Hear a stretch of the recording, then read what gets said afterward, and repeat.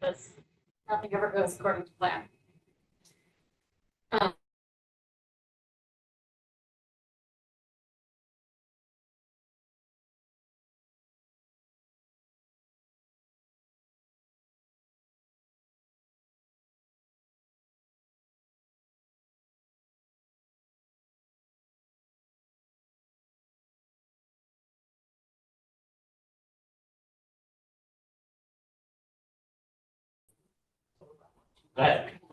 Okay, this is the regular meeting of the Academy Committee Center Building Committee. This is Monday, September 9th. And I'm Joe Valentine. We have a number of people here you can see who are the members of the committee. And with four of us, we do have a quorum. And we have several people on the Zoom, including John Koplis from Colliers and Mark Skolenka from Colliers and Tom Arcari from QAM. And I also see Kathleen Payne from Fussinonian. We have some public in the room too, and we'll get a chance to introduce you later. And the Joe Paradiso is not unable to attend, as is Ann Kelly. So, when we open the meeting, now called to order. First agenda item is the approval of the prior minutes from August 27th.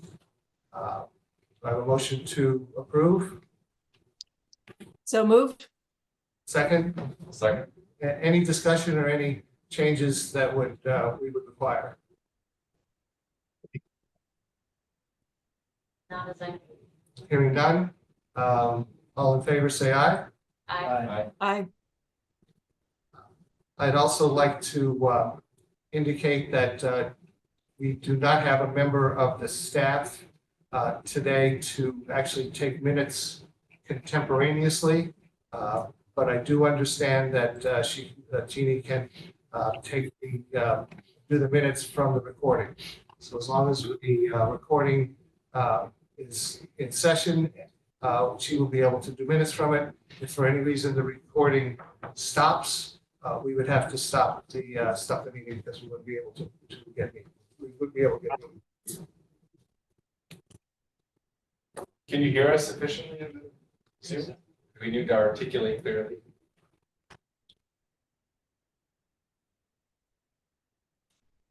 You guys are good. Chair's comments. I had one thing that I wanted to do as part of Chair's comments. I'd like to make a motion to add some of the additional to item 10 under new business. I'd like to add some additional discussion that would stem from the meeting minutes of the planning review discussion with the town of Madison, which was held on August 26th at 1 p.m. The basics of the meeting were discussed at our meeting the next day, which was August 27th. But there were a couple of open issues that I'd like to try to move to get some clarity on and determine if we have a plan to move forward as opposed to leaving them open at this time. I'll make the motion. Do I have a second? Second to open the agenda for 10.A. And any other discussion? Any questions? All in favor? Aye. Aye. Okay. Done.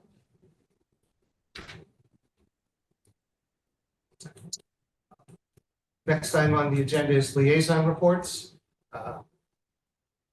Al, you would be being our liaison. Do you have anything to report? I hope the committee's not disappointed, but I don't think I have anything to report. Thank you, Al. I'm certainly not disappointed, but I don't want to speak for the committee. But thank you. I'm glad you're able to attend. Joe, is Bill Stableford in the room? No, he is not. We have four Members of the public? I was going to come down to the public comment, first, but if you're interested, I can ask them to introduce themselves now. I was just going to say, because he's a liaison from the ad hoc committee, but he Planning. did say something from the library. I don't know when you'd like to introduce that or not. It's your call. Is Bill on? He is not on Zoom. Would that be an item we'd have to add to the agenda, Joe? Or is it or we'd have to just go back to liaison reports? I think it was I think just. go back to the liaison reports. He just wanted to clarify the library usage. And he So- did email something to me. Okay, I think it came out to the whole group from Jean earlier today. So it was just stated that the library is always empty in the last public comment, and he just wanted to say that there are, the reservations for the meeting rooms were fairly high, and the usage of the meetings rooms per the library data was very high. So I just wanted to give that in the, maybe we add that as part of our, part of the agenda or part of the minutes to the meeting, maybe add his report in. Does that make sense? We'd have to get Bill to be sure that that information is public information. That information is public. Jeannie, if you're listening to this, when you're doing the minutes, please add that Bill's report on attendance to the meeting, distribute that with the meeting minutes. Great, thank you.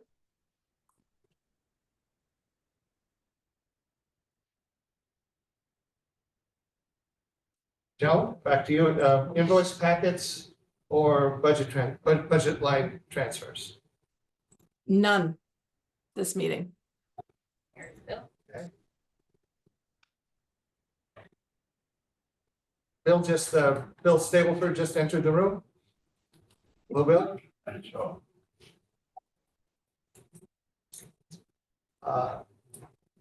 Collier's update.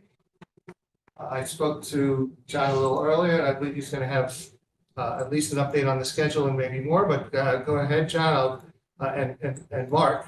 I'll turn the floor over to the two of you. Thank you. Good evening, everybody.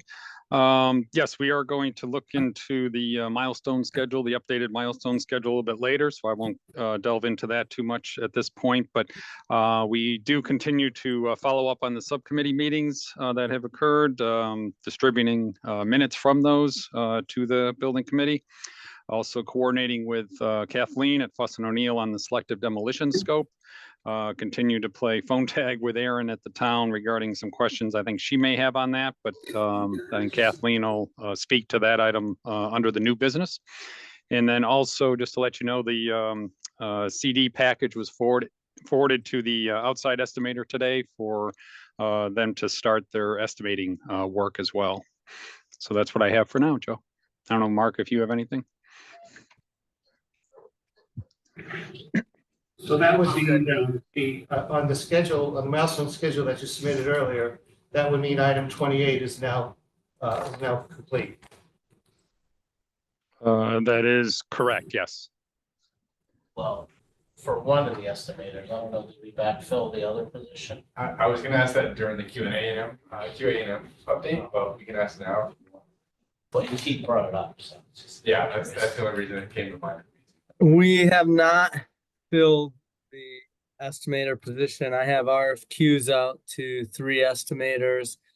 I expect to get those responses shortly. I'm hustling. Okay, then I guess that means that item 28 is not complete. No, 50%. Yeah.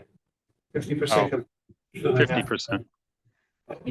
we can't fill in the records. Well, take a deep breath for 1 second. The big task here is getting the documents complete for the estimate. Yes. That was a massive lift, and we have 1 estimator working on it. Hopefully within a couple days, we'll have the other estimator working on it. So I will provide an update by the middle end of the week on how that's going. So that would put the 50%. We would have to strike the 50% from the record. So with the bulk of the work being done. Just for the public record, I don't know if it's ever been covered. Is it worth just a very quick sentence as to why there is not a second estimator currently lined up? Extenuating circumstances? Would you like me to fill that? We spoke about that last meeting. Okay, sorry about that. The person passed away, so there was unexpected circumstances. And Collier's hires my second estimator. So it's Collier's fault. Yeah, well, we Not- beat you to the punch. It's not really John's fault, it's Mark's fault, but that's okay. Mark, anything else? Anybody, No. anything from the committee that would like to pose a question to them? Okay. The QA&M report. Great, thank you. The construction documentation portion of the work is underway. We're still doing a lot of coordination. And we just received documentation from the structural engineer and the MEP engineer that went into the set of drawings for estimates that will now be coordinated. We did recently receive the report and recommendations from Tony Foreman, who did the stage and performance work recommendations. We have incorporated the architectural components of his report into the documents. Those essentially have no significant impact on the project cost. So things such as creating sound traps, adding a lift to the stair in the auditorium stage, configuration of the proscenium, all of that we've incorporated into the documentation. The next step is identifying what the total projected cost of the additional upgrades, which are things such as rigging, lighting controls, the curtains, that is all still being worked out. I did get a preliminary estimate from Tony for everything except the lighting, and it was between $400,000 and $500,000 before the lighting. Lighting can range from a pricing standpoint significantly. So we had originally budgeted 400,000. I think his number right now is at 430. So we're close to 400 without the lighting. So the lighting throws our allocation number, out the door. And Tom, is that for both stages, or is that for the hall stage? That's for both stages. I think there's a couple of things I'd like to discuss for theater, but maybe we should put that down to the new agenda items, just so we can We have one. expand on that. We have 10. Yeah, so I'll just hold on to my comments until we Okay. get that agenda item. But aside from that, we're still progressing towards completion. Tom, would you say the only missing component now for your piece is just the selective demolition results, or are you still somewhat farther away from 90% CD? Well, the selective demolition would be helpful because it'll tighten up the final scope. But we're pretty far along. Most of what we have left to do is sort of detailed coordination work. So for instance, we're getting the structural details and framing, and we have to figure out how that ties into the architectural wall sections and detailing and make sure everything aligns. So it's really more at this point, coordination and detailing, and there aren't a lot of obstacles in our way to keep moving towards that completion.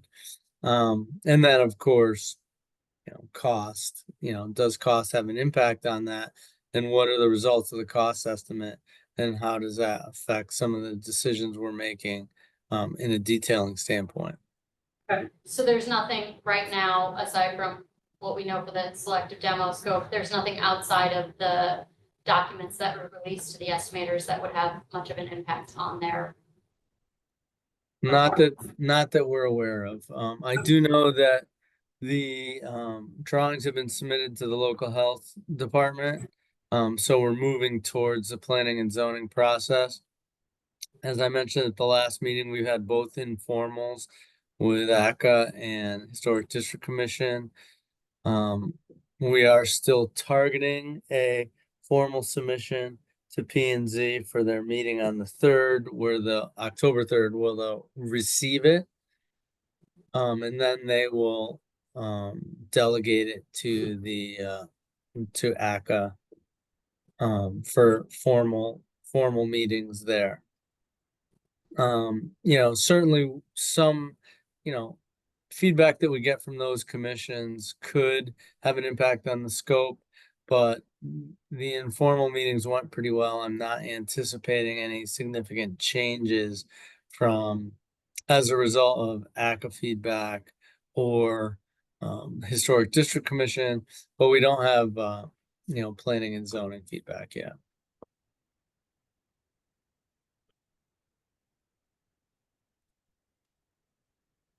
Hey, Tom, had the structural engineer completed the revisions required for the mechanical changes? Those are underway. I believe they are incorporated, yes. Thanks. Anything else, Tom? No, that's all. Thank you. Are there any further questions for Tom? Thanks, Tom. We'll get back to you later.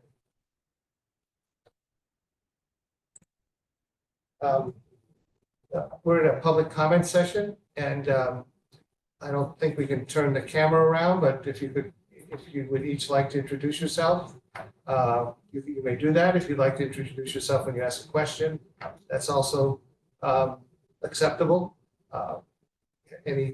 We'll start from the left. Question or just an introduction? Mark Halverson, Twin Coves Road, just old retired facilities engineer. I'm interested in seeing what the status of this project is. No questions. Thank you, Mark. Hi, Janet Nicolini. I live on Madison Avenue. And my question really is around usage. I'm glad that you have some information about the usage of the library meeting rooms. But my question, I guess, goes further than that. There's many classes that are held at the library, various types. Has anyone looked into that as well, is my first question. My second question is about the theater. And what is the objective with the theater? What type of acts are we expecting to attract? And what is it about this theater that is not offered by the other facilities in Madison? For example, the Polson renovation that is being done. What is it about this theater what is this theater going to have that we do not have in other options in town? I can answer the question, but the first part of your question is what is this facility going to offer that doesn't have the library doesn't? And the answer to that is the original committee, the planning committee, that Bill is there right behind you, that information is public information. Bill, can you just give a note on where that might be found? You don't have to give me the whole presentation now. We don't have that much time. Before you go, let me just clarify something. I do know what is offered, but I would just like to know how much activity, are they all filled up? Like how does the public receive those? Are they all filled up? They're all filled up. Are they all filled up now? Well, there's two. Your question is two parts. Yeah. One is the current library. Bill has that information available. Great. And he got that today, and that will go out with the meeting minutes. So we will answer that question. And what's offered there, what's offered at the current plan for Academy, also offered by Bill's original report that we're working off of. And that's what we're going to incorporate into the into the design of each of the buildings. So I'd like to leave it at that. Other than Bill, is the information, the original information still available someplace that? Okay, It is, I can give you the website right now where all of the information from all of those committees is printed out nicely in reports. It will give you all of the background on all of the various not-for-profits that were interviewed for usage, all of that. That is on madisonct.org/771/academy-school-historical-information. To make that easier, if you just go onto madisonct.org and in the search bar, type in Academy. When that pulls up, if you scroll down to one of the options, it's about the sixth one down that just says Academy School. That will bring up absolutely everything that is public information, all the reports, all the text, everything that you're looking for. And since Jeannie is going to be doing the minutes for this meeting, what Felicia said will be included in the minutes, the whole string. So I'd like to leave it at that. And thank you for your question. And that is also included, all of that information on the theater, projected use for the theater is in the information that is posted publicly and has been posted. So nothing's changed as far as, no, as far as the usage of the theater, what you're, everything, all the acts they're expecting to attract, how that's going to be run, is that all in that report? All of that is in the reports. Our designation as the committee is to act on the information in these reports as best we can. I can add some quick help. Thank you for your, thank you. So I think just allowing the access to the information is, is what we have time for at the moment. I don't think we have we couldn't get into the reports, but thank you. Good. Next, introduce yourself and/or you may introduce yourself, you may ask a question, but if you ask a question, you have to introduce yourself or make a comment. Durham Road. I have no questions. I'm just here to listen. Okay, thank you.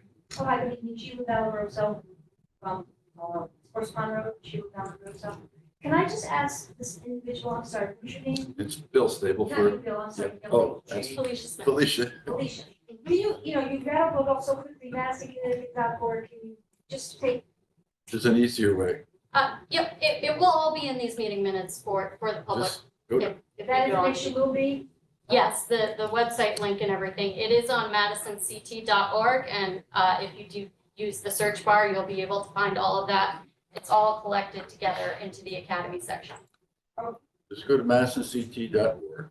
Under boards and commissions, you'll see Academy committees. Click on that, and you're there. Thank you. I'm good. Okay, Andy Valoroso, Sports Pond Road. thank you. How you doing? Welcome, Andy. Question I have is, on the selective demolition. Why is it being done now, 2.5 years plus in this project? Why wasn't it done a lot earlier? We still don't have a total cost of this project. That's concerning to me. Also, there was a report in 2016 that was done on all the asbestos, lead, and any other abatement costs on that project. Has anyone reviewed that report? It was a visual report, but it just seems, I've been in this trade for 40 plus years, and all aspects of construction, building, architecture, building inspector. I just can't understand how this thing is being done. I know municipalities and government, when they do projects, takes a whole lot longer than the real world, getting projects done. But I think at this point, I'm very concerned about what's going on here. That's my first question. And on that, actually, I will take that as your concern as a comment. That's my comment. That's one of many. Okay, As a concerned citizen of Madison. And the second one is, I'd like to get a printout of all the costs to date, what's been paid out to architects, inspections, engineers, project managers, what the contract amounts were and what's been paid out on that so far? Because I've done a lot of work with project managers, and I'm not got this project manager. I'm sure there's outside interference that's throwing a wrench in the architects and project managers' task here.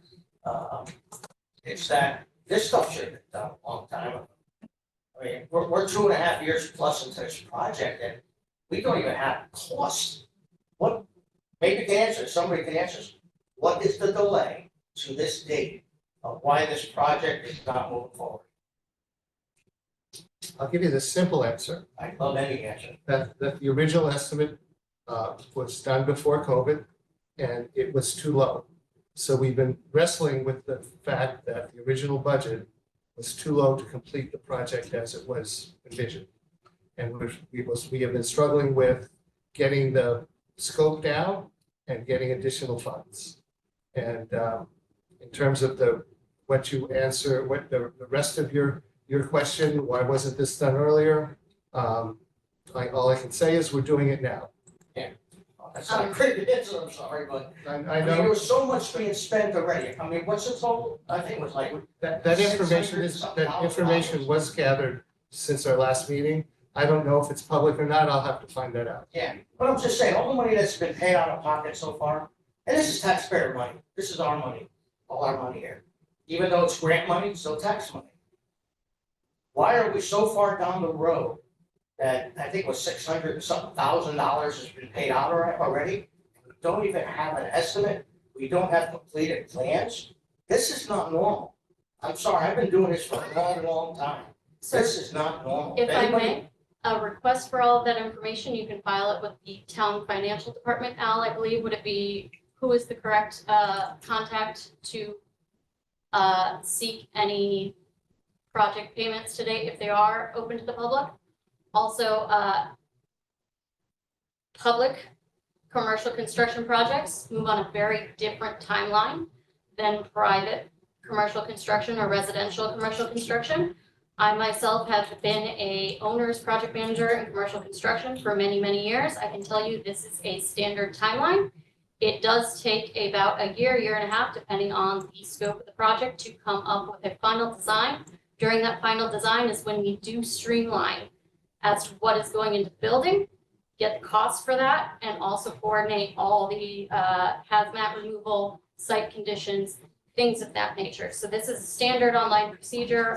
When the referendum was voted on, there was not specific deadlines or timelines to be met, such as what you might see at the elementary school that is similarly being built. So as the building committee, we are tasked with doing this to the best of the project's outcome, and that is why we are taking our time to make sure that what is being done is being done correctly, and we have the right information to make the right decisions in a efficient timeline. Thank you, Andy. So I'll leave it at that. Thank you, Andy. I'm getting cut off?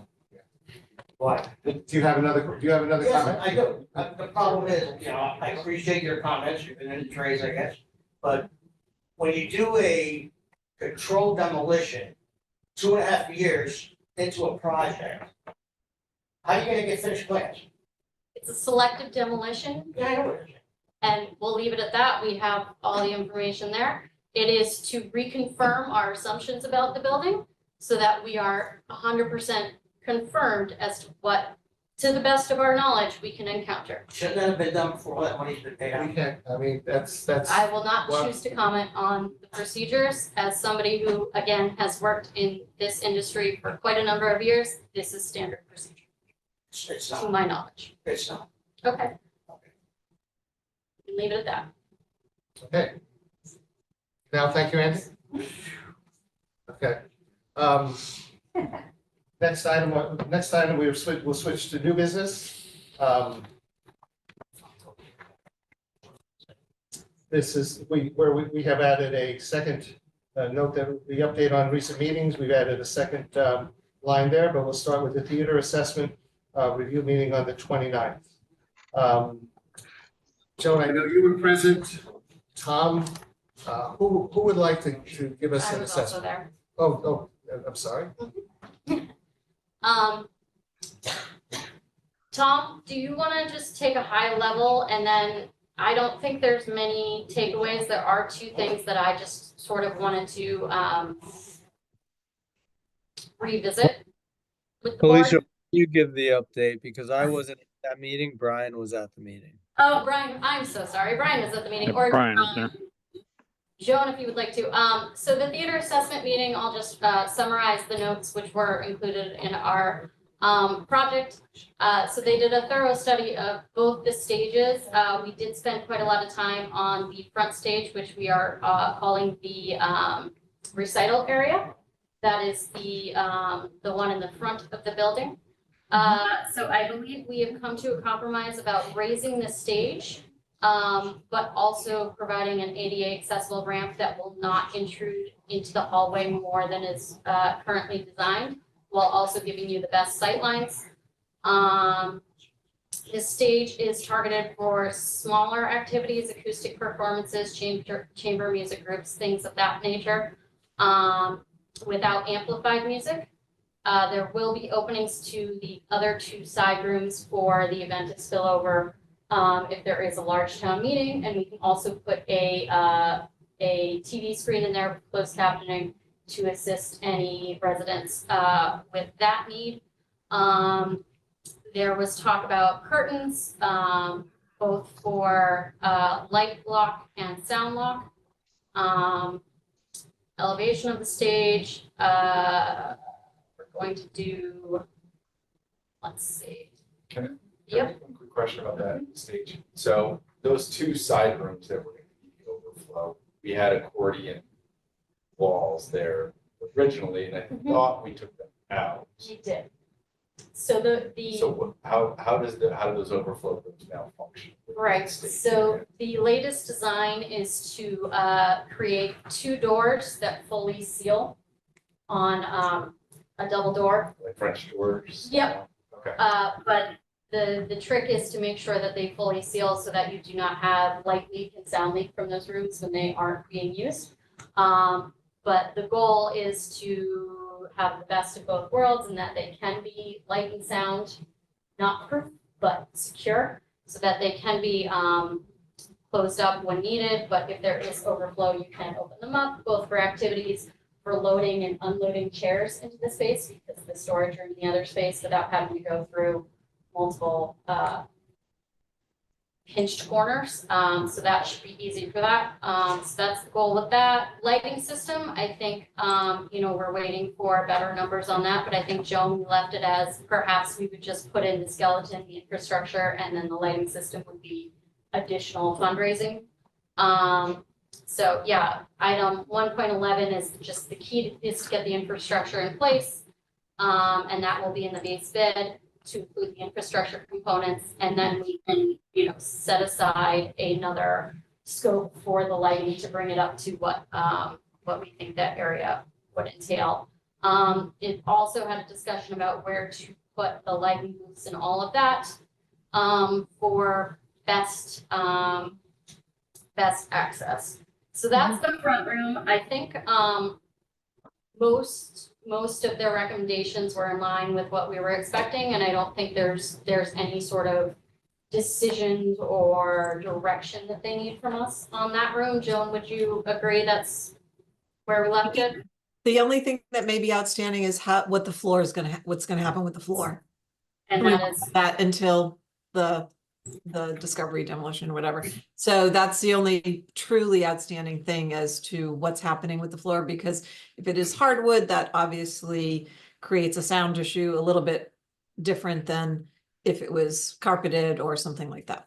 So just a and little. the idea being is that if we do confirm that will be left the original hardwood floor, which is what the selective demolition is, then it would be increased acoustical on the ceiling just to combat that. As well as potentially with the chairs. And then there is potential storage space under the stage for chairs, but we're also allocating storage space next door in that room. In that larger storage room, we're putting For an the back extra stage, the door in front stage. for the recital area. So then moving on to the gymnasium space, this is one. I have one question on the space before you go on.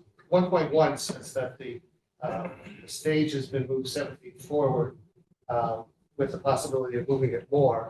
And I was wondering if you, and Tom, this would be a question for you.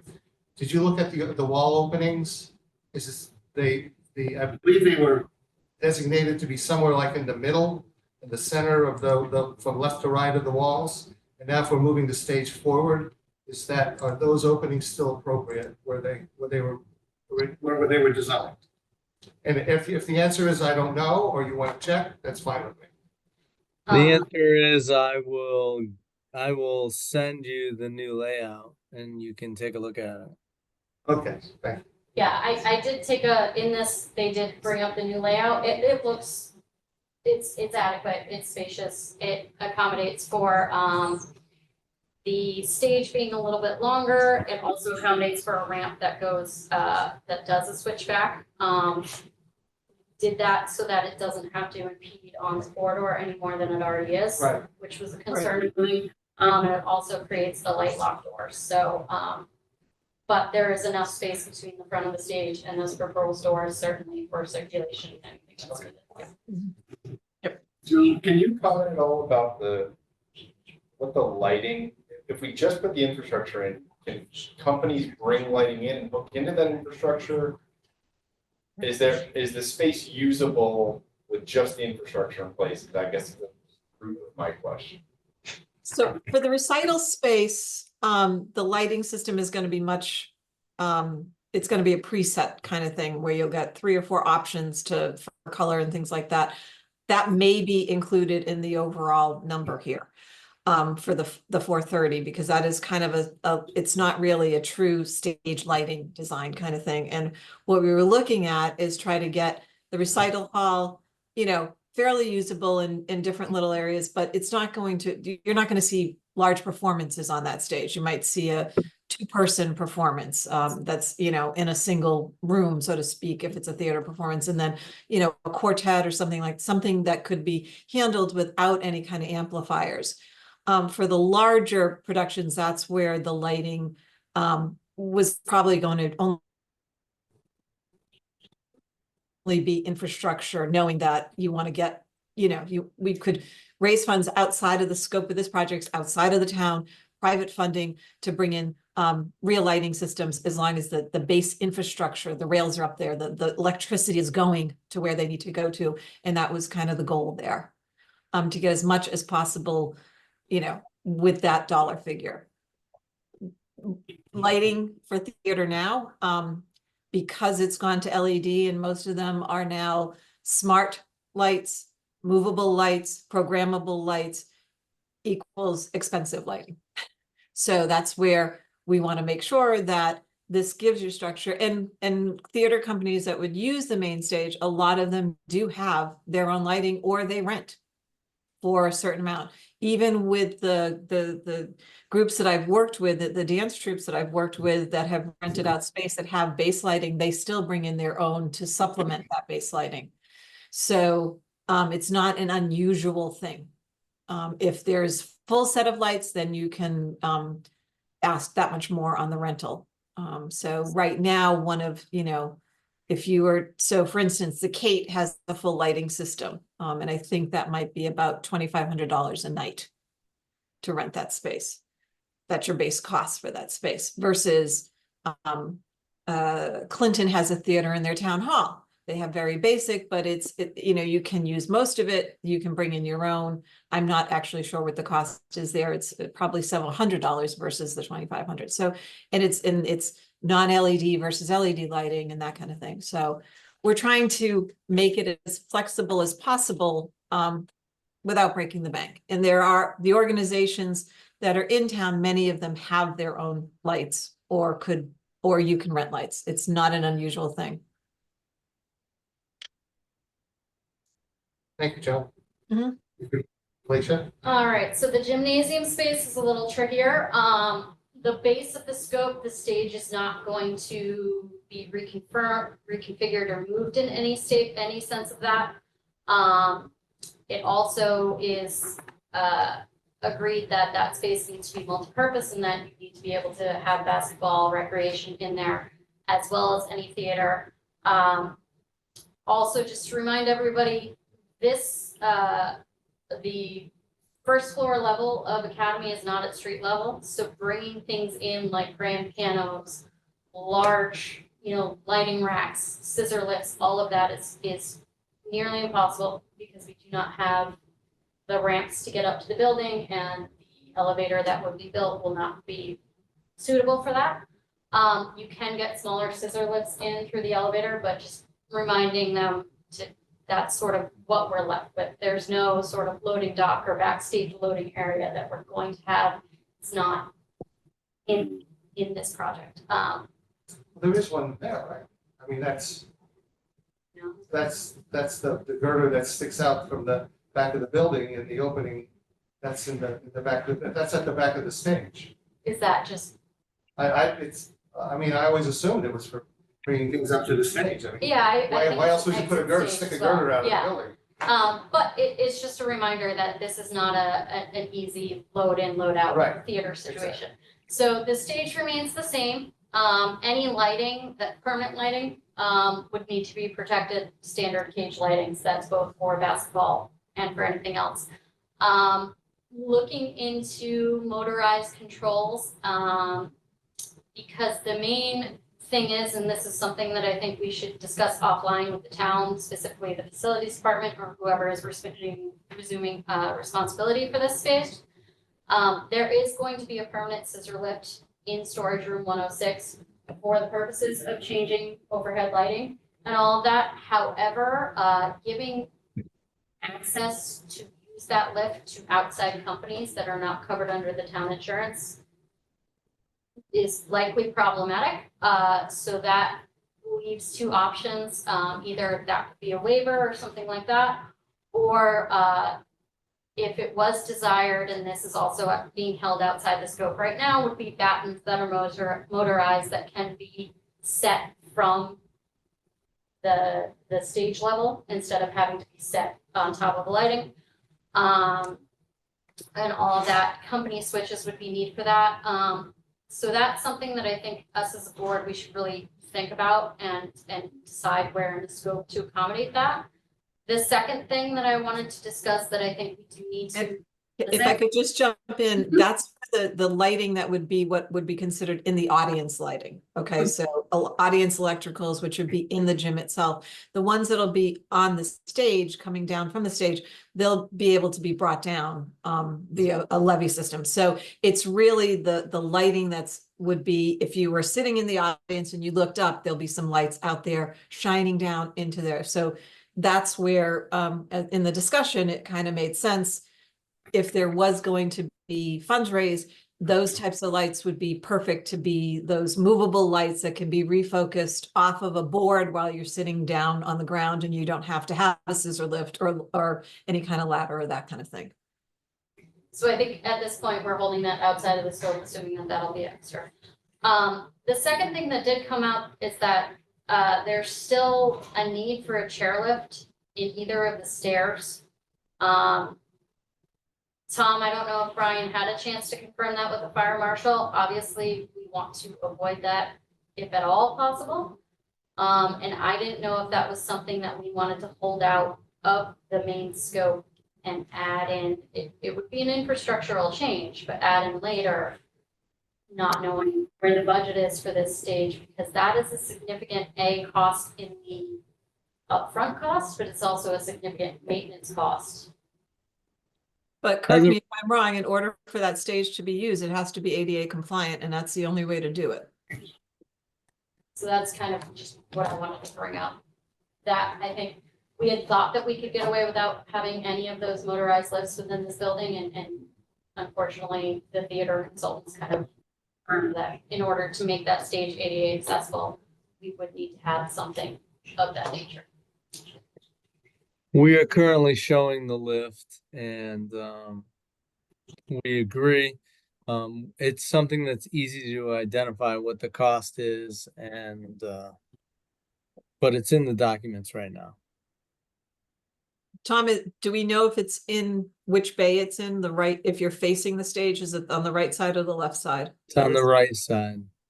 Okay, that's still, yeah. So Yeah, there's no, There was no way for Brian to move it to the left because that was the, It'll be in the stairwell? It would be in the stairwell, yeah, so we would need to cut into the stairwell to give it access to the stage. Okay. Yeah, it's not an easy pad, unfortunately. It's not an easy thing to have, but it's the only way. I know that was did Brian research to make sure that it couldn't be? in the I left side? don't know, Joan. I don't know. Maybe it moved since the last time I talked to Brian a couple days ago about it. I just know it's incorporated into the documents. Right, if, just for specifics, the left side was gonna be preferable, because if you have an actor that is in a wheelchair, if they're, the only way they can get on stage would be to cut through the audience in order to do that. So was the request, to be closer to the actual hallway side. Understood, but we had to maintain clearances so the stair could still be used, and the stair on the right, I think, had more space. I don't know. I'll get that to you as well. I'll get the new layout. So we're still really drilling down on that, because there was some discussion about whether or not you needed a lift, if there was an area of refuge off the stage where they could be in the event of an emergency. But again, I think the architect needs to sit down with the fire marshal and just reconfirm the code on that. There will need to be motorized shades for blocking out the light of all the windows. In both spaces. In both spaces, yep. And then let's see. I think that's pretty much the gist of it. So the two things that are still TBD is the need and location of the lift, and then additional lighting outside of the stage if there's any in the audience views. But again, I think we're holding that out of scope. And then just to reconfirm, the basketball hoops will be permanent. However, they are on motorized controls, so they can go up and down as needed. I'm told it's a very easy setup that anyone can do, so it's not, we don't need additional staff if, say, you're having a theater performance and then a basketball tournament comes in right after, or vice versa. And the other thing I want to note is that there's going to be assisted listening systems in both spaces.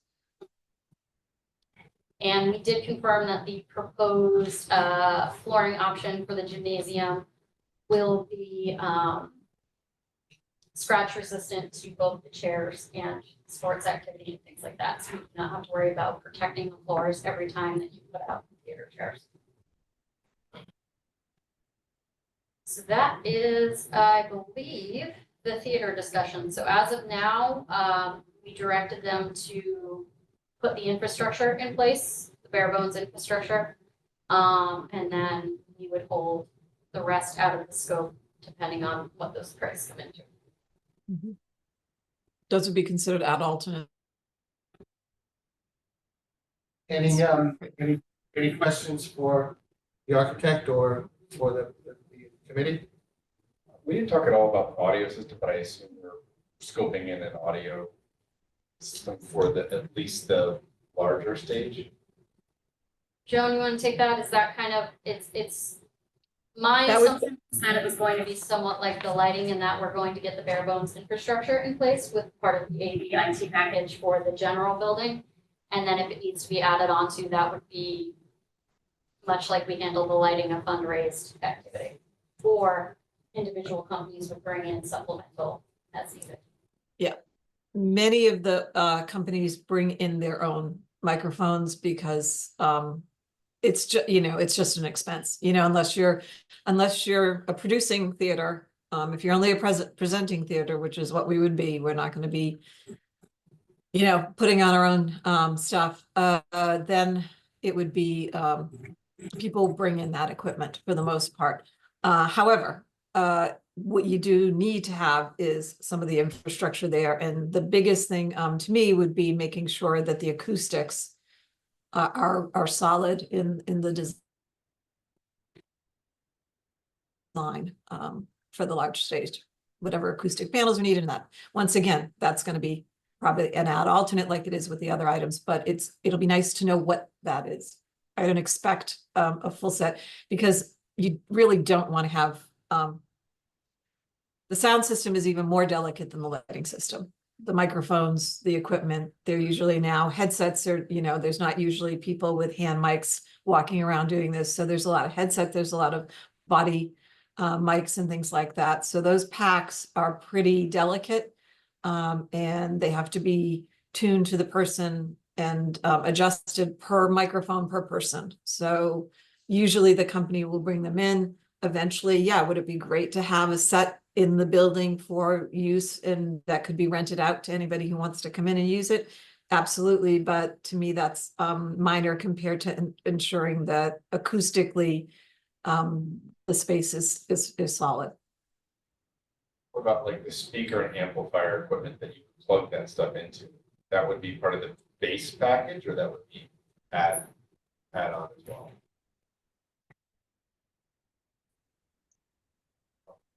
So you want to have the infrastructure to allow amps to be in there. And then once again, that falls under just like we have the infrastructure to hang lights, we have infrastructure. You want all the wiring in the walls, so not opening anything up.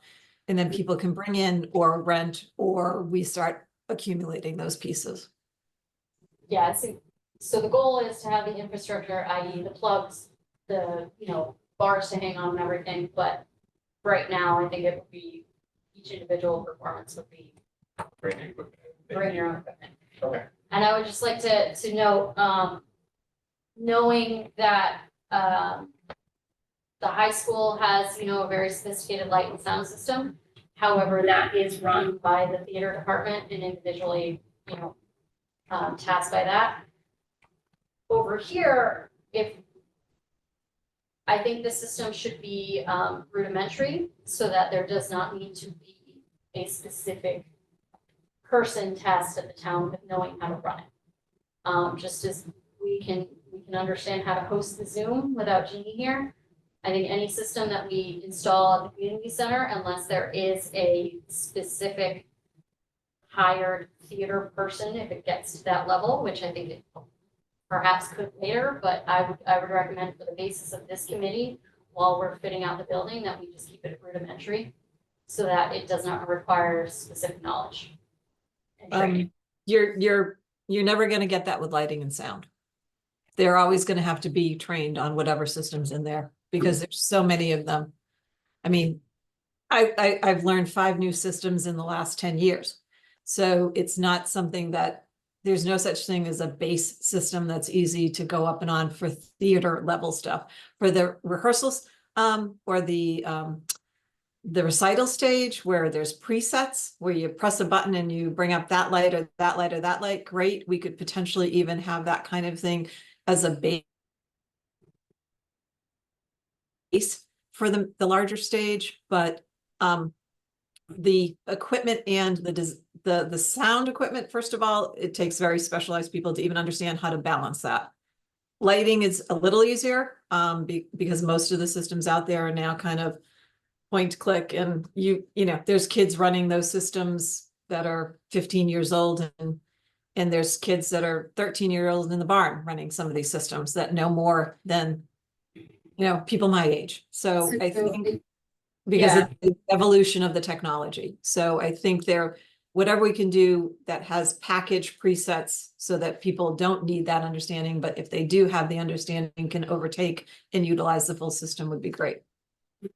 I think we do need to have discussion online with the future staffing of this building to make sure that it's accommodated for. And I'll leave it at that. Yes, some of these, certainly Boston will have some of the, we'll have some input for this. Yes. This also. I would like to. Boston Hall, Hall, who is the director of he's Beach and Rec. So he will, it'll be his building to operate, and he'll have that level of responsibility. And he needs to have input to this too. Yes, I think So we need to bring him moving on. on. Can I ask one question before we move on? Just really quick. Sure, go ahead. Are our pull-out seating still in the gym? That isn't at alternate right now, the bleachers. Yes, so Is what that, you're referring to? yeah, because That's there's, right now an adult. okay, because there's windows Yeah. behind the curtain. Okay, you got it then. Yep. Because we'll need shades for those windows if we don't have seating. Yep. Check. And And honestly, that was to fit as many people as possible for the theater. That to me could potentially go by the wayside initially. And that, because that's an easier add-on later, if it's deemed that that's something, and there's different types of those types of systems that can come in and create seating. So that gives a little bit more space to the gym initially too, if we don't have that in there. I think that's been noted as an odd alternate, and it should stay as such. Okay. Theater review complete. Yeah. So we'll move to part B, which is the meeting with town of Madison on the 26th. And I actually had two, let's see.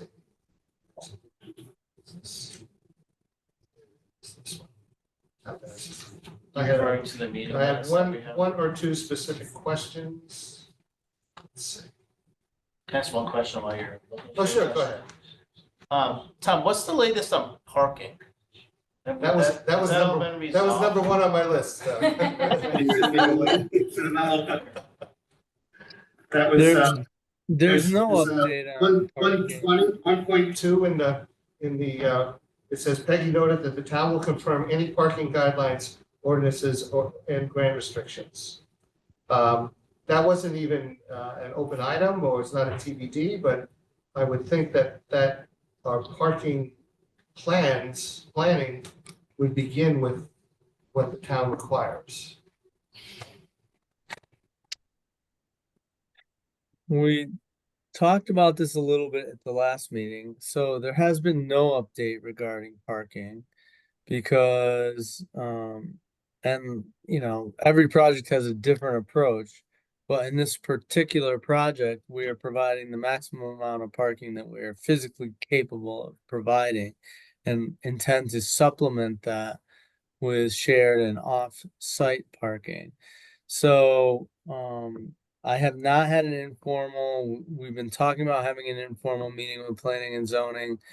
I think that opens up, that could open up a, I don't know, bag of worms, so to speak. I would rather talk directly to the planner, get their feedback, and then report back to this committee, maybe by the end of the week. Okay. Yeah. Because the drop dead option is that the amount of planning or the amount of parking that we are capable of giving is inadequate for the building, much less the committees, but inadequate for the building, and the surrounding private parking lots, which belong to the churches, would be while used for events, large events, are not would not be acceptable to be used daily. Yeah, we can't count. But I mean, yeah, has the number of parking spots been determined? That's what, I mean, That- because that was there's the- multiple the uses question. here, right? You have normal usage, and then you have when you have this event, So I think if I'm gonna read your mind, I think question number 2 is, has it been determined what the new change of use for the building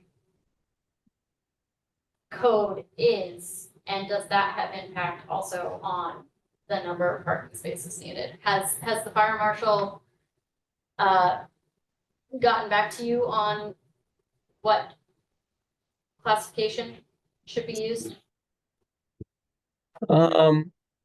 It's not so much about what the classification is, it's that his interpretation is that it is a change of use, and I don't think we're gonna get past that. So we've resigned ourselves to the change of use, and technically it's an assembly space. I would argue it's a business space with ancillary assembly use. That's acceptable as well. It doesn't really change the amount of attendance and parking demand. Does it have any other implications? At this point, nothing that we can't get past. Like that answer. I mean, my recollection, Tom, from the meeting was the town planner and Peggy were supportive of us not having to pave the entire ball fields behind the building to accommodate what would be required parking, for an assembly space building. That, ultimately planning and zoning is going to dictate, what is required, but there was support that it would be minimized to the area to the, I guess it'd be to the west. That's correct. So, up until this point, no one has really asked the specific question, what is the real parking demand going to be? What is the actual parking demand going to be? It's not going to be, 2,000 people in the building, based on maximum egress counts on a daily basis. What is the realistic parking need? And, what are the number of spots available between the parking in the back and the parking on School Street and the off-street parking?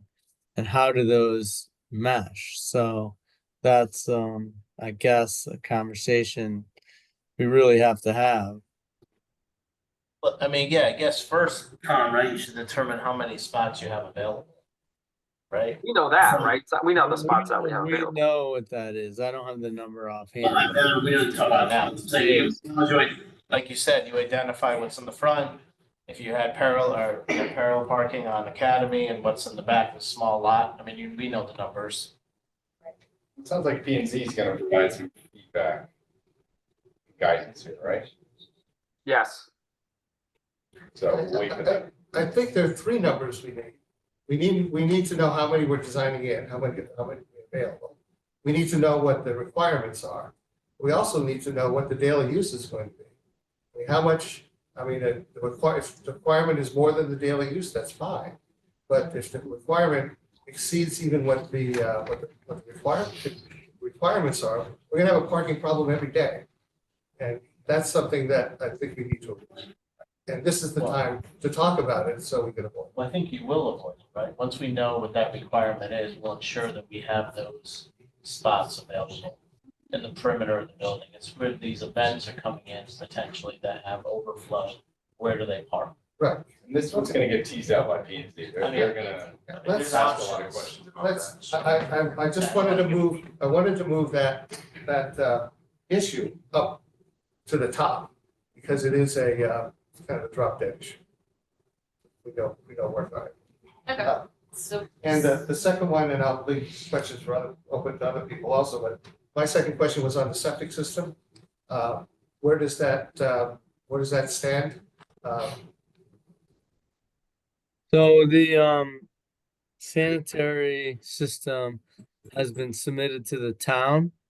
The town takes 2 weeks for review and then they'll submit it to the state, which take potentially 2 weeks for review. So the town has it. The town, my engineer and the sanitarian basically are on board. They were on board before submission was made.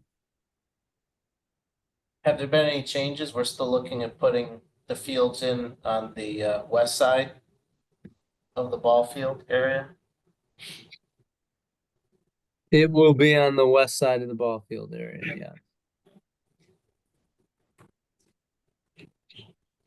And then my last question is, has that meeting with IT and the police chief for card access needs and any IT security needs been set up? Just so we can make sure that that's all wrapped up for the documents. I know we had a technology meeting. Let me follow up with Brian on that. Yeah, and then once we have that, if we could move that into the milestone schedule, just where it's on the books, and then the P and Z meeting. So it sounds like for feedback from the town, we need a P and Z meeting on parking requirements. And I would just like to state for the record, to remind everyone that this is not a unique building in town, that there are events that happen at this very building that require additional parking, where you will see people parking all the way up onto the road. There are multiple events at Jeffrey School that require people to park all the way up to Bower Pond, Bower Park. So this is not, the overflow, obviously we want to avoid it, but it would not be unique to this particular building in certain circumstances. just for the record. So we need a P and Z meeting on parking, and then we need the IT meeting with also the police for security and access, I believe. And we need the updates when we get the town approval on the septic system and when we get state approval. If there are any exceptions or to that, to the design that come out of those, that come with those approvals. And I guess at that P and Z meeting too, you need to determine like if the train station parking lot is an option for overflow or not. Right there. You know, just a Because question. there is some actual additional sidewalks. They're going in now, there's new sidewalks going along Durham Road. They're gonna run them all the way down. to- I don't know, it's just, there's a new state project that just started. Okay, last we, week, um, so. We have Kathleen, you've been very patient with us. We have on the agenda, it is the item, discussion and vote regarding addendum 3 proposal from Fuss and O'Neill on the selected demonstration. To talk to the milestone schedule first. Well, you're right, it's that one. Mark, John's not here at the moment, any comment on the milestone schedule? No, other than it's a work in progress, it continues to evolve. The key is today's date, getting the documents out for the last estimate before we go to bid, and then getting the estimates back in 3 weeks. So that'll be a big milestone. We'll get an update as to where the construction market is relative to our project.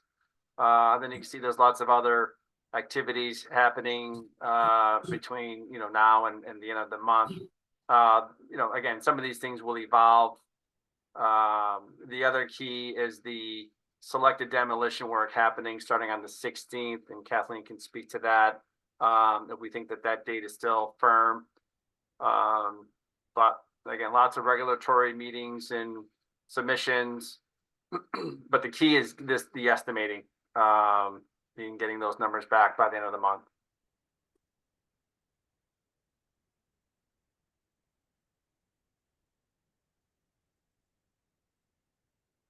Any questions for anyone? Anything at risk from your perspective, Mark? From a scheduling perspective or from an estimating perspective? Scheduling. No, well, I mean, no. We're looking at going to bid the end of October, which gives us enough time to get bids and get a final number for the referendum in February. I don't think there are any risks in terms of getting to bid. Honestly, I think we've had a fair amount of discussion with the town in terms of approvals. Again, we don't need any formal approvals until we break ground, which would be in April of 2025. So we could still be going through the permitting process as we were getting bids. Planning and zoning comes back, honestly, with a high demand, a high ask in terms of some of the scopes that they want to see. That's a risk, but that's more of a financial risk, honestly, than a scheduling risk. AJ? Okay. Mark, can I just request that at some point? Could I just one? Mark said that the February, he made a reference to a February referendum. That referendum is not scheduled, nor is it approved. It is a planned referendum but it is not. It can only be scheduled and approved by the Board of Selectmen. Sorry, go ahead. No problem. As we get closer to. With the Board of Finance, just want to be clear, Board of Selectmen requests the Board of Finance, sorry. Just want to, both boards have to approve something going to referendum. As we get closer to the public bid, could we just get a short list of potential GCs that we'll be reaching out to make sure that the interest in the bid is there?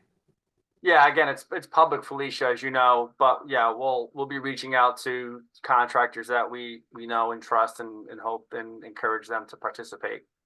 Okay, yeah, I would just like to see that list and provide any insight if possible. Looks like during interviews now. Funnels. Yeah, but it's sometimes just to generate interest and make sure that we get quite a lot of bidders. Once the documents are released, you just let them know that they're out in the street. Okay. Any other comments on the milestone schedule? Are you, maybe ask you, Tom, are you comfortable with everything you see there from Colliers? Yep, we're working within their schedule. Yes. Okay. Next item on the agenda is discussion and vote regarding the addendum 3 proposal from Fuss O'Neill on the selective demolition scope of work. Who's going to handle that? Kathleen, is that? Yeah, I mean, I can provide a summary for sure. So we met with 3 bidders to establish an estimate for the work that we laid out in a work plan along with some floor plans. So basically the floor plan showed areas of limited investigation in order to achieve some further information. So one was to open up some areas to understand some of the structural aspects of the building. Some other areas are to understand what we're going to be left with at the end of the day for these original wood floors and understand if we're going to be able to refinish and have a successful product. The other is removing paint from some components that want to be salvaged to understand if we can indeed salvage those and what the cost would be associated with those, primarily because they're historical and attractive components that the board would like to see stay with the building. And with that, we did have a low bidder, which I believe you discussed at your last meeting, which was Hasbro's. And we have put together this proposal in order to retain them as the contracting firm. So instead of the town directly receiving a bid, we are going to subcontract them and basically facilitate the work and help them organize and coordinate this. And along with that, we're going to be providing documentation of how the work progress is going. So that documentation is going to be a couple different things. Photographs, speaking to the workers to understand what methods were hopefully successful for removing materials and what we were left with at the end of the day, how many hours went into that, so we can understand if this is going to be a intensive labor effort on some of these materials.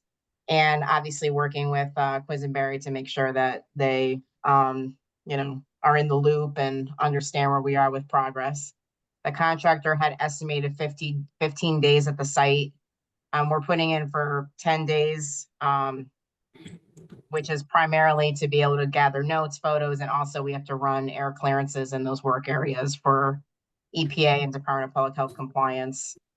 And then we just put another little budget for some correspondence and meetings, assuming that once we all get our notes together and start to evaluate what we saw, we'll be meeting to discuss that.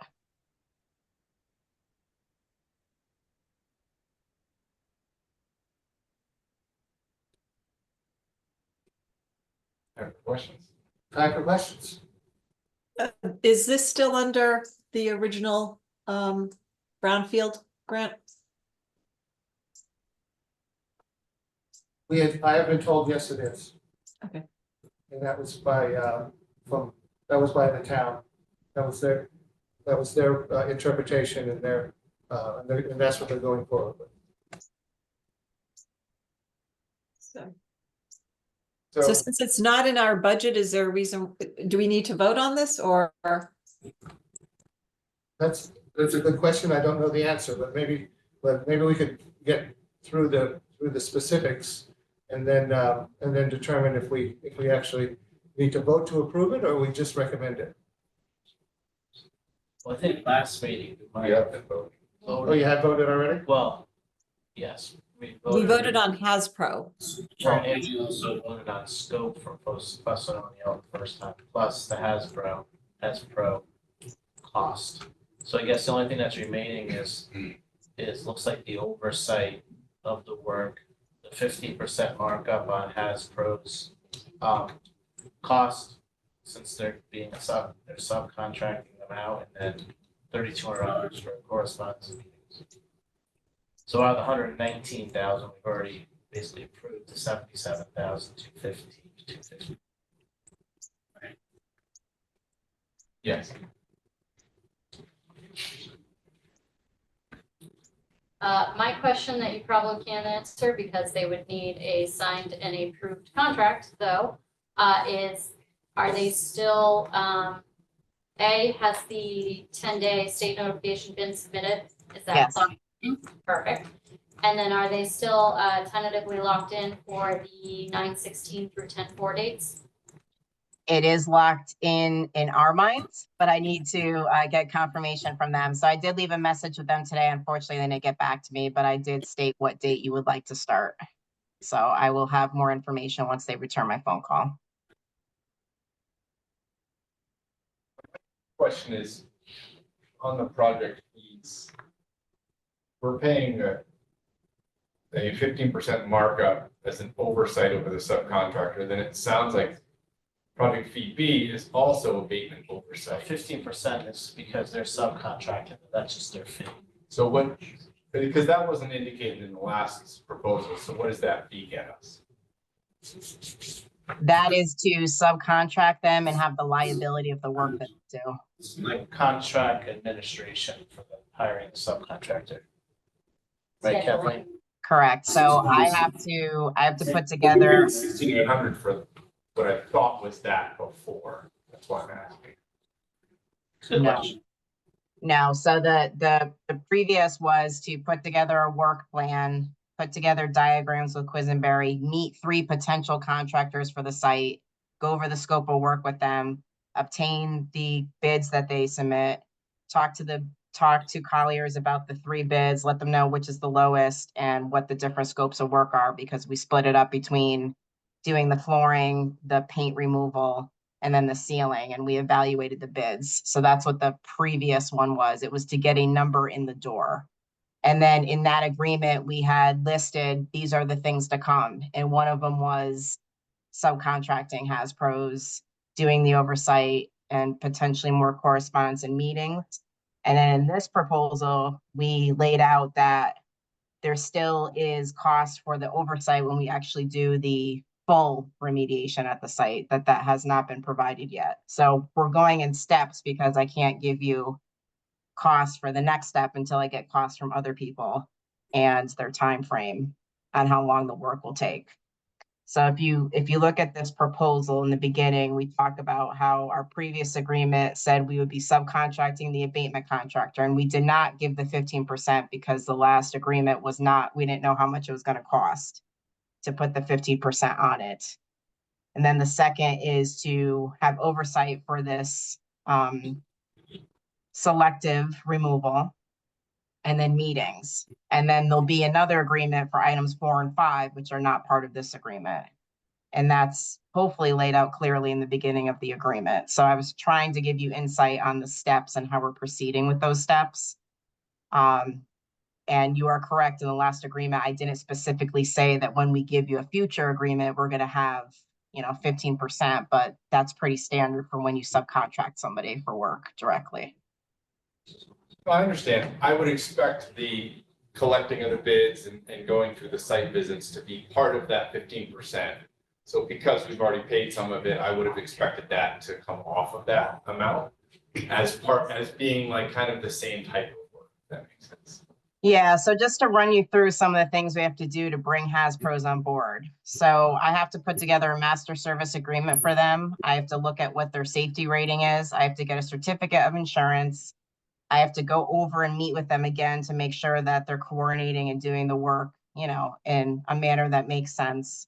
I have to look at their safety rating. I have to look at their health and safety plan. So these are all the things that we do so Fuss and O'Neill doesn't have liability on us, and we've done our, checks and balances. That otherwise the town of Madison would have to do themselves if we were to contract it out directly. Yeah, So you would pay all those yes. anyway. The standard rate for commercial services administration fee, which is what this is, would be a 10 to 20%. So this falls within a standard rate. Also, we're getting their expertise for the abatement asbestos oversight, which is something you would need anyway if somebody's coming in. That would be an environmental engineer.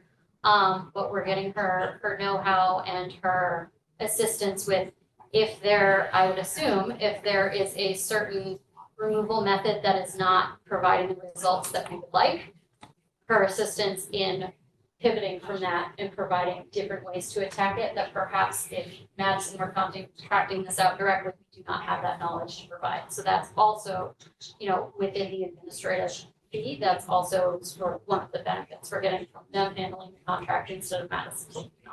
Okay, so that's part of the 15%, not what the project designer or project monitor will be doing. Right. Correct, because so if we took out item A, you would still be paying for B and C, because no matter who contracts the contractor, you still have to do that work in accordance with the regulations.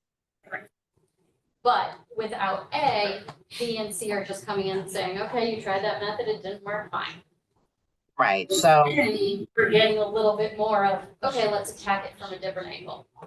yeah, there's a little bit more in-depth consultation here. So when we put together the work plan, we specifically talk about things that you wouldn't normally see in, well, this was an informal bid, per se, but we put in specific details that you may be using an adhesive remover, you may be using a blasting method, you may be using abrasive method. And basically, you know, contractor, if you're awarded this work, like, we want to know what you did. You need to dissect the sections that we're exposing, show us each quadrant and what method you used. Let us know what the product is, let us know what the equipment is, let us know how long it took you. So there's a lot of consultation with that. Now, when you get to B, that's just to be in accordance with the regulations, to make sure we do air clearance sampling. They can take down the work area. People can go back in the area that they were working in. That just comes with the regulatory responsibilities of when you do abatement. So that wouldn't normally be covered under what Hasbro's would do. No. Correct. And just to be clear, AJ, that when we go to full abatement, this will not be bid through Fuss and O'Neill. This will be part of the general contractor's trade. So this is just because we're doing this early due diligence plan. But when we get into the full building renovation, the Hasbro number will be buried in the general contractor's trade cost. We will have Kathleen put together another oversight, you know, value for the full abatement scope. Okay. Yeah, thanks for clarifying that, because we're definitely not going to carry. Fuss and O'Neill's not going to carry the next number. I'll have to, I'm not intimately familiar with this type of work, so I'm going to ask a question that may be easy or may not. Is there a required public notice for doing this work? And No. or is there signage required around the building that this work is ongoing? No, so basically, when it comes to notification, the contractor is responsible to notify the Connecticut Department of Public Health. And also EPA, and that's for two reasons. One, they want their money for you to file. And two, they will come and do a site visit if they want to. So if they're aware that there's, you know, abatement coming on, they may come and check on it just to make sure everything's going well.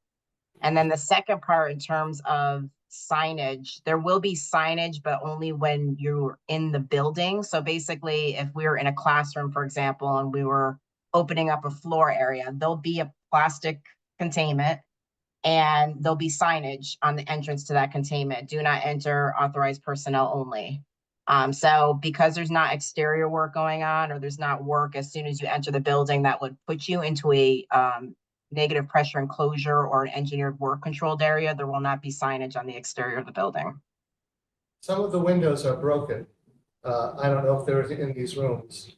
Would that be part of what's sealed off to get the pressure in the room, or is that are we just assuming the windows are going to work, or what? And then what would we do with the windows? There's not going to be a complete room under this negative pressure enclosure. It's going to be these small work areas. So they're going to be maybe 10 by 10 areas are in plastic. And then basically there's a negative air machine, which has a HEPA filter on it, and that is exhausted out a window.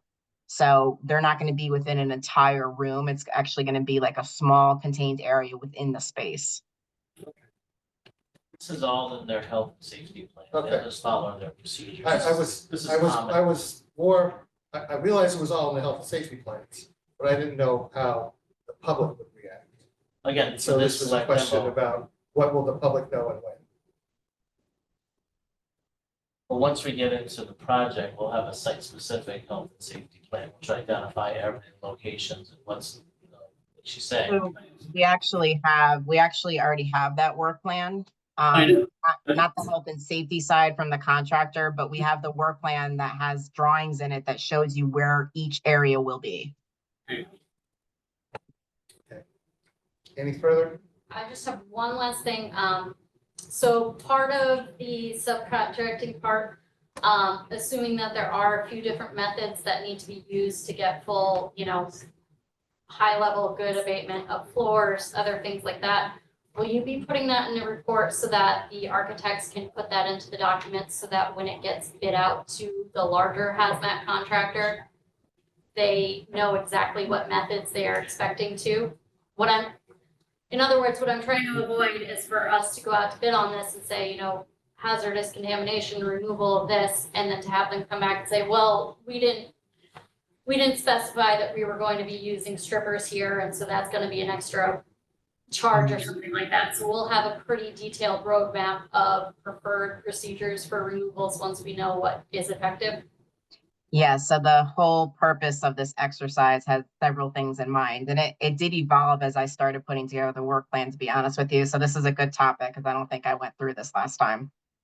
So number one, it's to just see what we're dealing with, period, you know. Number two, it is to be able to identify so that when we get to a larger spec, we can talk about methods that are successful.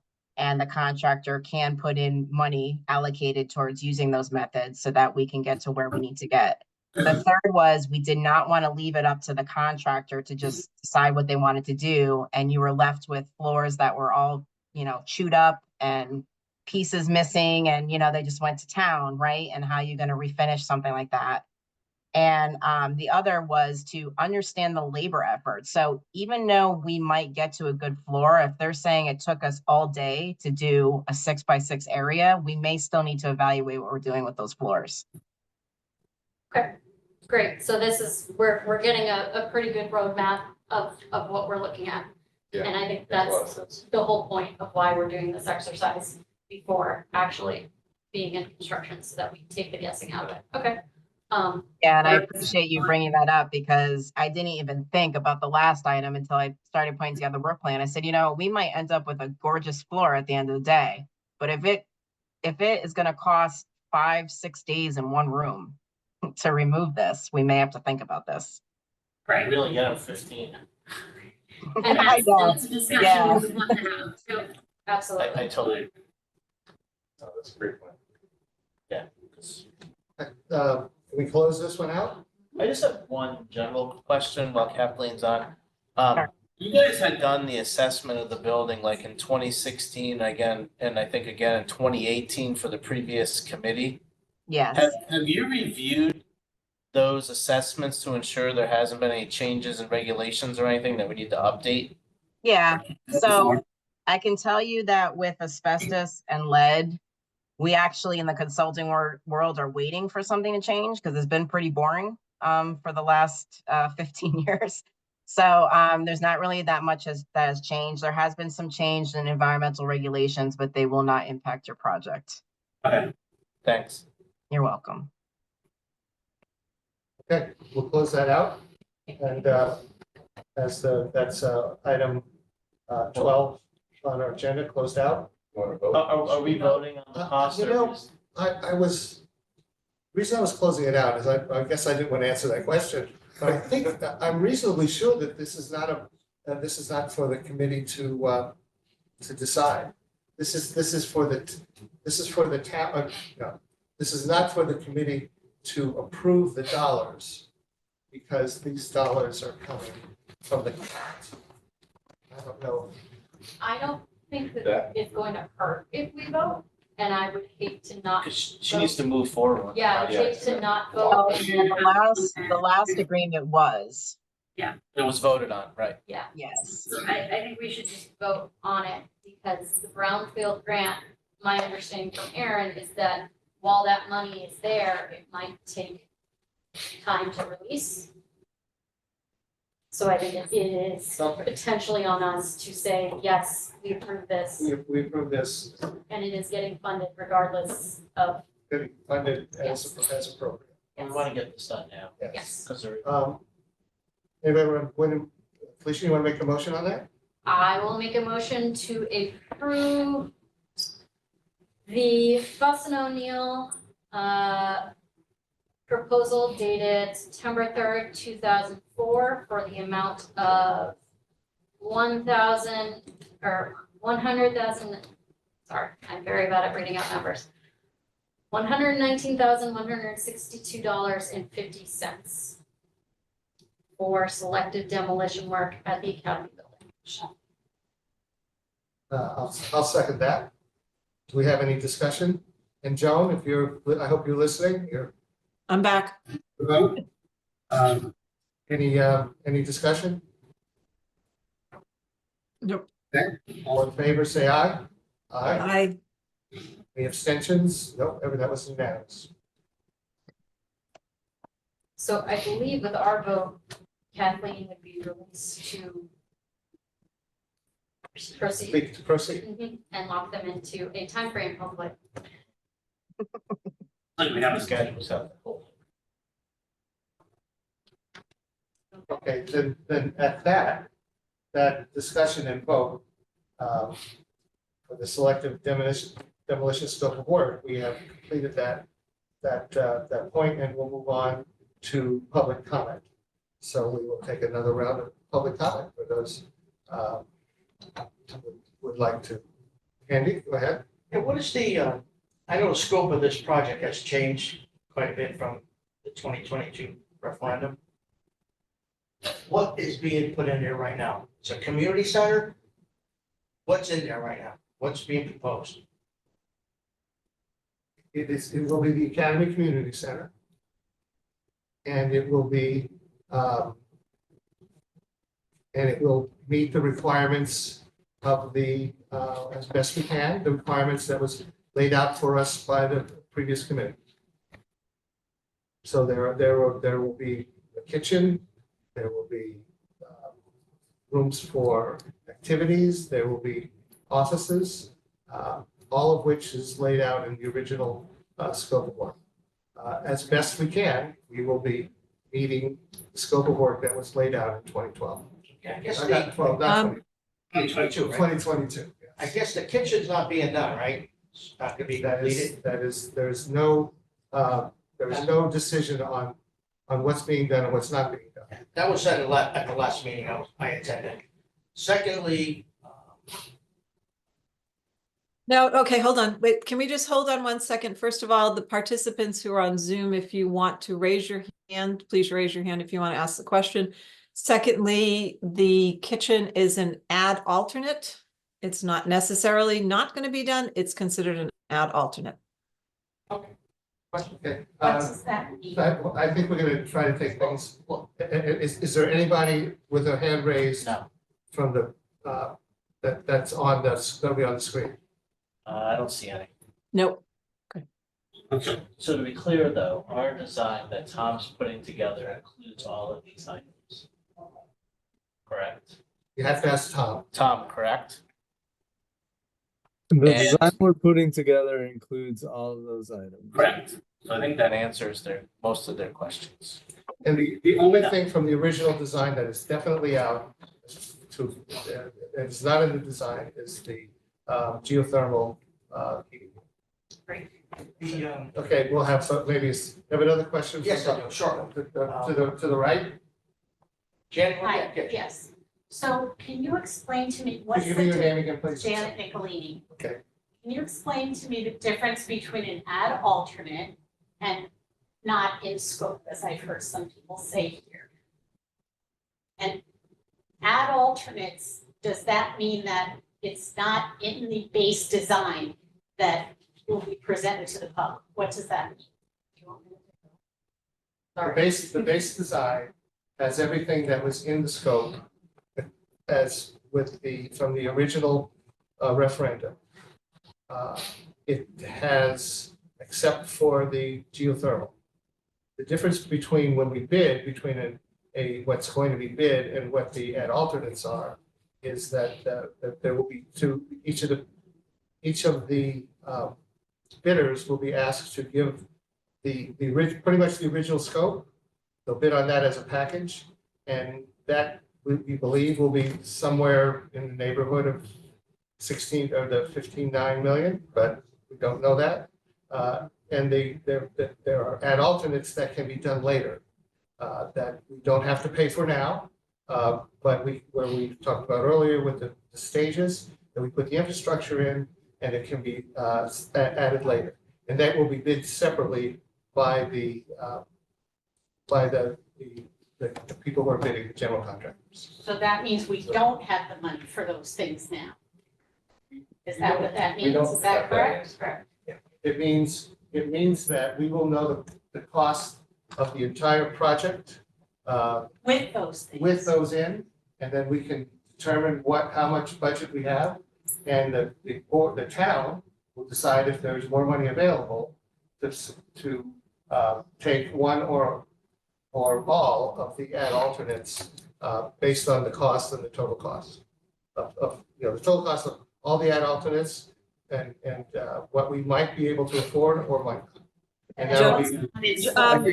Joe, Mark would like to jump in here. I just want to add a little commentary to Joe's description. An ad alternate is a way to control costs. When we're trying to ensure that when we go to contract, that we meet the total project budget assigned by the town. If we are unsure, you build in what's called ad alternates so that you can control those costs. If we get bids under what we think we might see, we can add those ad alternates back into the project and where they can become contracted scope of work. Or we can add that scope in during the course of construction if we have additional funds available from other line items. So it really is just a cost control methodology to ensure that we are not over budget when we go to contract with our low bidder. Better explanation. Thank you, Mark. And then what does not in scope? So not in scope is basically anything that we are not including in the project documents because we will not be bidding it out to be built. So for instance, the lighting package that is not in scope, we will build the project. And if someone else at some other time wants to do a fundraiser or donate or provide that, they may do so, but that is not in our core scope. So we are not going to concern ourselves with that portion of it. Or if the town is going to agree to pay for it separately, is that also not in scope? It's sort of not in scope. It's just a term to catch anything that is not going to be incorporated into the project documents and therefore isn't going to be part of the base budget. So like is septic not in scope?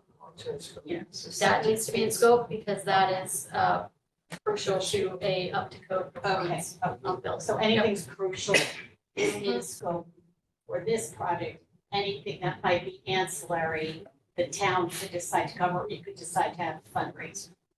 Right, it's not up to this building committee to determine that. We're just determining what needs to be in scope to create a fully functional building for the guidelines set out by the referendum as to what the use of this building is for. Let me have another question in the second row. Yes, Dana Schmaltz.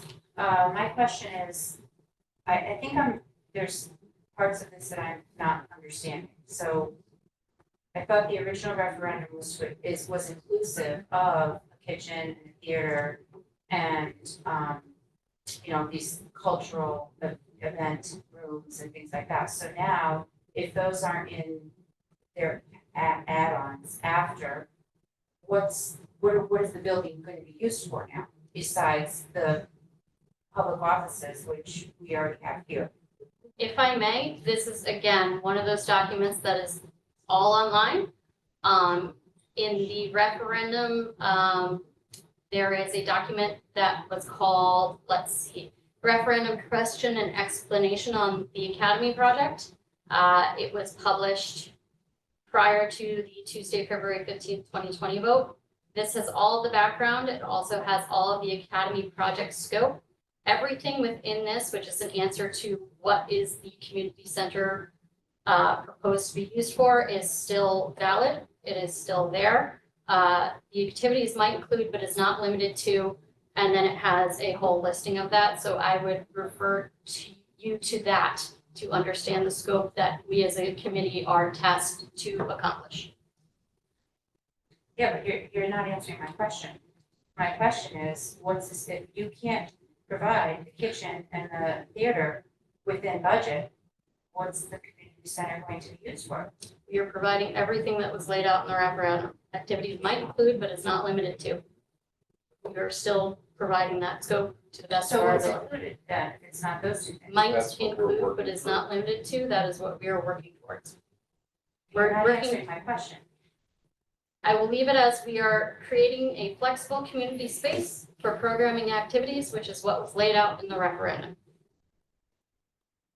And we will supply, and based on the bids, we will supply what the bids can, up to 59 can, and plus whatever the town may or may not choose to fund in addition.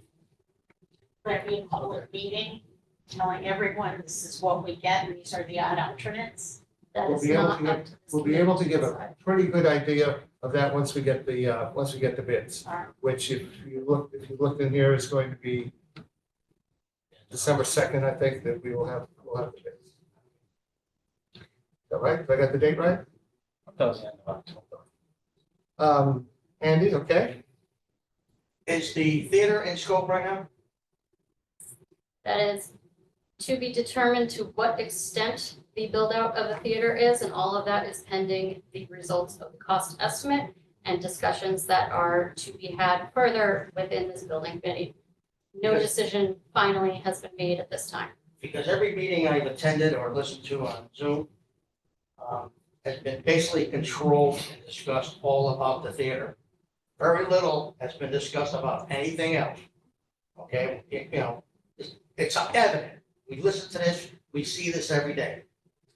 And if you don't have an elevator that can get the equipment up to the theater floor, why is it even in scope?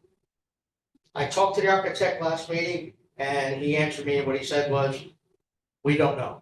I talked to him outside, he said, we're putting in an elevator. Do you need an elevator to address ADA compliance issues with getting people to all layers of the building, all levels of the building?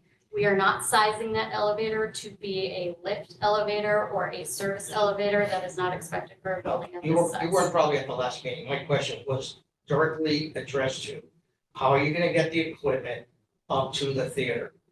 This theater should not be even in scope right now. If you wanna raise money down the road, you can do it. It should not, this is our money.